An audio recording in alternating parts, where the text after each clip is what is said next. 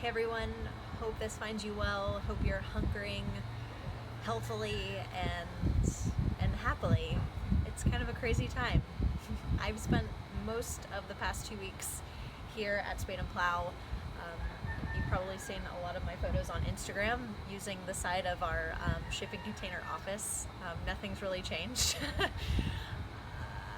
I'm coming to you via video, via YouTube, with the hopes of passing on, shedding some light on our Vinyasa practice. If many of us follow one another already, you know that I offer a workshop called Vinyasa Deconstructed, and it's centered around exploring the ins and outs of a Vinyasa practice, that whole chaturanga, up dog, down dog thing, that is sort of expected that we know how to do when we walk into any particular class. And my intention around this work, or this series of videos as we'll explore them, is to kind of step by step, piece by piece, get a better feel for what all of this stuff, all these shapes, should feel like in our own bodies. We'll start with the wrists. Thanks for following along, and holler if you have any questions. I'm around. With arms by your sides, elbows fixed to your rib cage. Keep the forearm facing upward and use your opposite hand to grab hold of the forearm. Making nice big circles with our wrists here, trying not to curl the fingers like I just did here. Nice flat palm is what we're looking for. This helps to mitigate any compensation from the fingers, the shoulders. You might be feeling some warmth by now. We'll reverse and go the opposite direction. 3 in one direction, 3 in the other. Taking it nice and slow, imagining that you're moving through something really viscous, really sticky, like honey or molasses. Finishing up on this side, one more big circle. Give things a little shake once you've completed.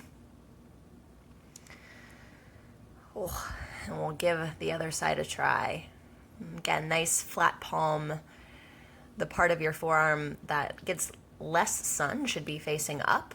Please refrain from internally and externally rotating the forearm so it remains facing skyward. A few big circles in one direction, a few in the other. Notice my fingers are kind of super glued together there. And again, the palm is nice and flat. It's quite likely that you'll feel this up in your shoulder and your deltoid. Certainly through the wrists. A doozy, for sure. One more big circle. All right. Moving on to hands and knees. With fingers spread wide and palms evenly grounded, start to trace the outline of your hands here. Three big circles in one direction and 3 in the other. It's not so much a movement of the hip and kind of exploring that ooey gooey deliciousness that we find in cow-cat, but more of a weight-bearing exercise, noticing what the wrists are capable of and what their range might be. A few big circles in the opposite direction here, and finding our way back to a neutral tabletop position. And from this place, see if, without shifting the weight of the hips back, if you can lift your pinky fingers away from the ground. Feels next to impossible. It's not meant to discourage you, I promise. Followed by the ring finger. Try to lift that guy off the ground. And then try the middle finger. It's not any sort of gesture, I promise. We all love each other. Yeah. And then the index finger and then the thumb. You might find the thumb to be easiest. We'll work our way backwards, lifting the thumb, lifting the index, the middle, the ring, and the pinky. Just asking the musculature to do some work, whether or not it actually happens. It's likely that you're feeling some warmth, so at any time, feel free to stop. We'll lift all 10 fingers here. Shift the weight of the hips back. You'll notice that your fingers lift a little higher. And try to keep them lifted as you shift the weight forward again, so we resist on the way down to ground the palm. Again, lifting all 10 fingers, Lift them high, shift the weight of the hips back, and then try to keep them in that position as you come forward again. I'm feeling all sorts of resistance through the hand, specifically the back side of the hand and the wrist. This one more time here. Whew. Fantastic. All right. And then from here, just take a moment of rest. Come onto the forearms for a moment. In a child's like pose, but on the forearms, begin to flip the palms up and then down. So we're giving the wrists a break here. We're not moving them or bending them in any way. Creating internal and external rotation at the elbow. You should feel that in the shoulder. The next time you flip the palms open, keep them there and curl the fingers in towards the palm, almost like you're doing a bicep curl. Try to curl that fist in towards your forearm.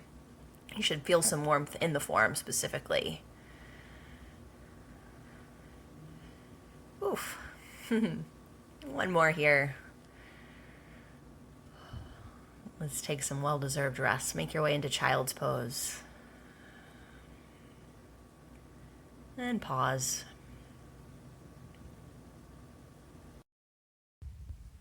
And coming back onto hands and knees. Lifting the heels of the palms away from the ground and then slowly resisting as you ground them back down. Let this come from the wrist as if they're springs. And the heels of the palms, mitigating any extra movement through the shoulder or the hip. It's all coming from the lower half of the arm there. Elbows stay straight.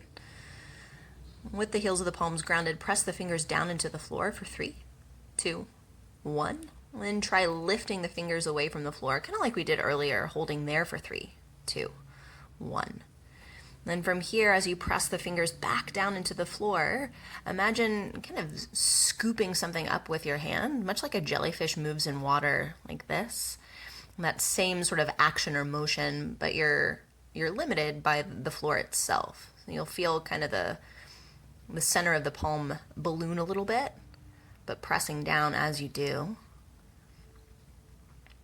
3, 2, and 1. Trying to lift the fingers, switching back and forth, doming the center of the palm, and then grounding the fingers. We'll take rest. Thanks, guys.